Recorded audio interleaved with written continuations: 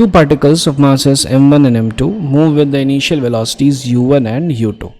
So therefore we can write the kinetic energy initial is equal to half m1 u1 square plus half m2 u2 square.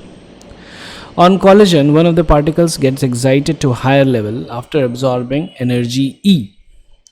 Okay, so and if the final velocities of these particles are v1 and v2, now kinetic energy final is going to be half m1 v1 square plus half m2 v2 square. This is the kinetic energy final.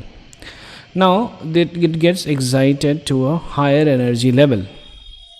So one of the particles also has now energy level as epsilon.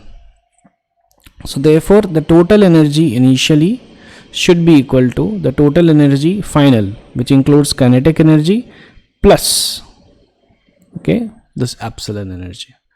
So therefore half m1 u1 square plus half m2 u2 square should be equal to half m1 v1 square plus half m2 v2 square plus epsilon.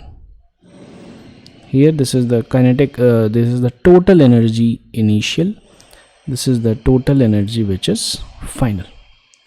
So therefore on comparing we'll get C as the correct answer.